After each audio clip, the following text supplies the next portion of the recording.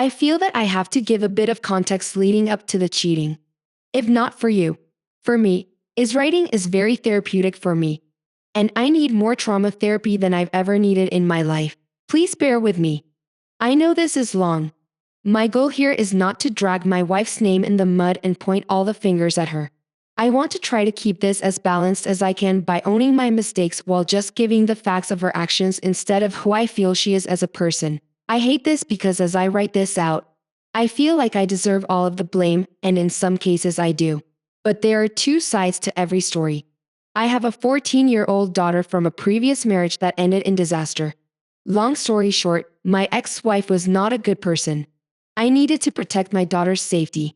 I got 100% custody and the mom skipped out by moving from Texas to a European country. Despite the trauma to myself and my daughter, who was 4 years old at the time, I fought to keep some sort of connection between the two. I set up virtual dates either by phone or video when that became more accessible. She hasn't always been present for her daughter, but it wasn't like her two other sons from two previous relationships where there has been zero contact for 12 and 16 years respectively. Needless to say, I was happy to be moving on with my life. It took me about 3 years, but I found what I felt was a tremendous woman who could potentially fill in as a mother to my daughter. This woman soon became my wife. 2 years later, I tend to find really good things in people despite their flaws.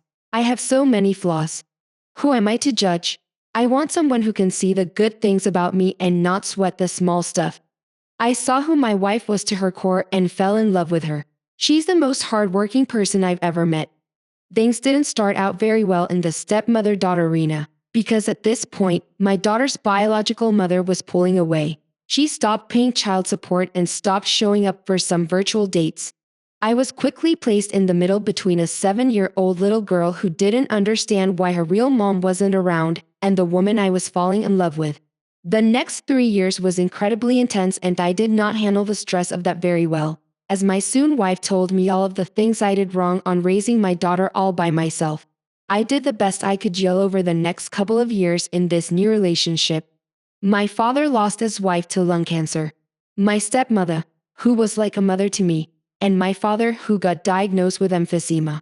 He lost his house and I had him move in with me. So at this point, it's me, my new wife, our newborn baby son that we just had, and my daughter from a previous marriage. I handle my stress in two ways. I either overeat because I grew up incredibly poor and never had any food, or get very loud and angry and yell. This is my biggest struggle and I work on it every single day. There have been days where I was angry all of the time because not only was I placed in the middle between my new wife and daughter, but my wife and father, who isn't very easy to live with.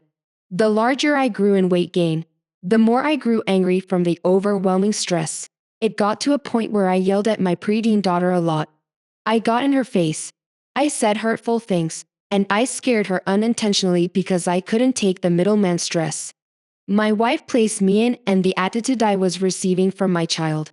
I even temporarily kicked my father out of the house for a year, who wound up being homeless and living out of his car. I was afraid every single day that I'd find him dead in his car because he had no place to go and slept in the parking lot to her apartment in the winter.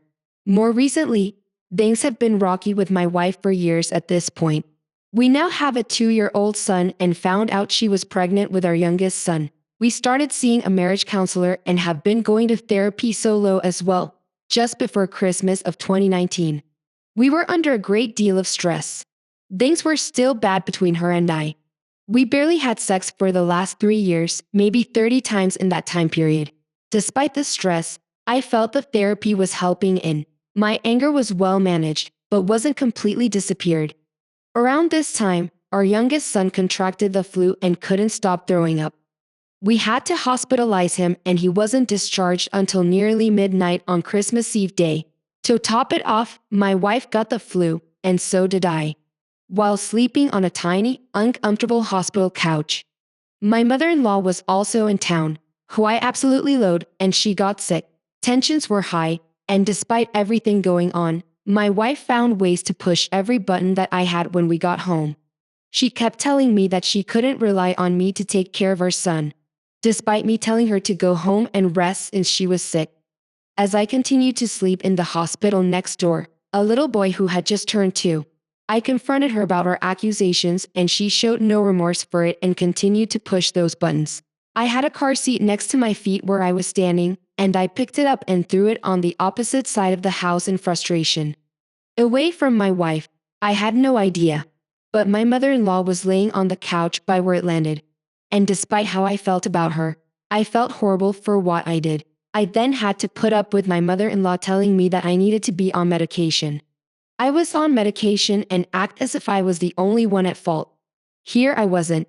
Privately, I got my wife to admit her actions that led to the argument. But when it came to her mother, she refused to stand up for me as the mother-in-law berated me and with my mother-in-law. It was a case of the pot calling the kettle black to the extreme. The whole situation was really bad, but this incident was a turning point for my anger. For the last 7 months, my anger has been mostly controlled. I was truly becoming a strong father figure and loving husband. I was able to fully open up to my therapist about my past that I had repressed and discovered that I had an entire childhood of sexual and physical abuse. I've been sodomized by a family member. I was raped by kids down the street from my grandparents' house, and I was molested by a guy at a motel where we lived.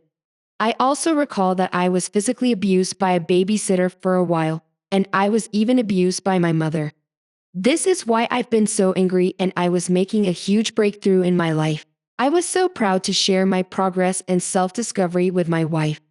My wife and I have been working from home during the quarantine. And as you can imagine, the tensions have been high for the last couple of months or so. She's been spending a lot of time away from the house, anywhere from up to 4 or 5 days in a week. She's either going to work out with her daycare provider who she has friends with or going out with coworkers. I felt that the space between us was a good thing since we've been cooped up for so long. I felt my marriage was getting back on track. We even started to have a little more sex after some heart-to-heart talks about how my weight and her weight had impacted the pleasure for her. It really all made sense because her whole life, she's never been a very sexual person due to her own sexual traumas. I was feeling so good that I was even writing a self-help article to share my discoveries with others so I could help anyone who needed it. Over the last couple of weeks, I started to grow suspicious of my wife's outings. A lot of things didn't add up. She started taking her phone away when I walked by her, which she never did. And the conversations between us just felt different. A week before our anniversary, she had plans to go eat dinner with a coworker we both knew. She kissed me goodnight and told me that she loved me. It wasn't a quick peck or someone you're obligated to kiss. There was love in there, or so I thought. Her dinner ran late and it turned into a text message of her telling me she was going to play pool and that she loved me while sharing some kissy emoji, which was completely out of character for her. Using these emojis, I knew something was wrong. The now turned to 12:30 am, when she should have been home around 9 or 10 p.m. And I still hadn't heard from her. I had put both our sons to bed and I sat up waiting for her. Extremely concerned because she did not return any of my text. I was able to log into her Google account and ping her device to see if she was in a location that would raise concerns like being in an accident or broken down. She was in a town 40 miles away from her house, far from where she said she was supposed to be. I got in my car and drove over there to see if I could find her car. I arrived at 1 a.m. and was able to locate her car parked in front of a house I did not recognize. It was around this time that my daughter texted me, asking where I was. I don't know what it was about the conversation with her, but I felt she knew more than what she was saying. I kept telling her I was looking for her mother because I was worried. And it wasn't like her to be gone so long. My daughter kept trying to convince me that she was all right, and she's probably just hanging out at a friend's house. The more we talked, the more I grew suspicious that my daughter was holding back because of this. I pretended to be more panicked than I really was at the moment. I told her I was going to call the cops because I was afraid that maybe she was kidnapped or got into an accident or something. Even though I was standing behind her vehicle. I paced behind my wife's car for roughly an hour, and it was now 2 a.m. She still hadn't come out. Her car used to have an issue where if you opened the car door, the car alarm would go off. I opened the door and I remembered that we had got that fixed. No alarm went off. My hope was she would come out and I wouldn't have to knock on a stranger's door to see if my wife was there. I just really didn't want to go to anyone's house.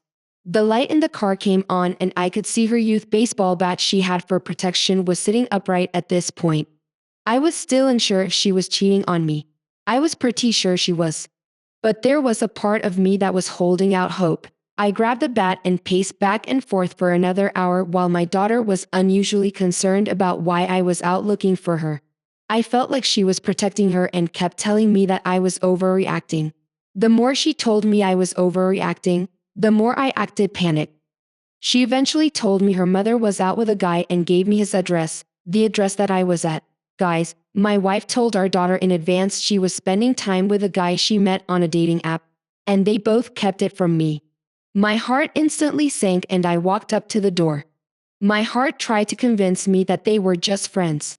I told her that she doesn't get dressed up the way she did to go drinking with a guy that she just wants to be friends with. While I was pacing, I could see a half-naked man walking back and forth. I decided to bring the bat with me for my protection. I had no idea what I was about to walk into, and I was concerned for my family.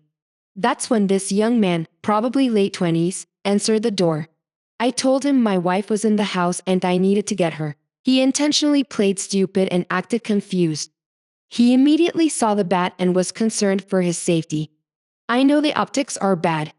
I explained to him that I was concerned and unsure of what was going on and that it wasn't for me to be aggressive with. It was for protection. He believed me. It was at this point he said that maybe she's in his roommate's room. He told me that I didn't need the bat because he was very scrawny, but I refused to let go of it. He let me in the house and pointed to his roommate's bedroom. I tried to open the door, but it was locked. My heart sank even more. I was lost, confused and scared.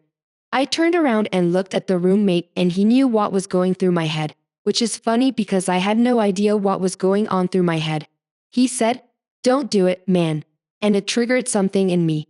I had so much instant adrenaline as I kicked the door open and saw my wife lying naked in bed with a naked man for a split second.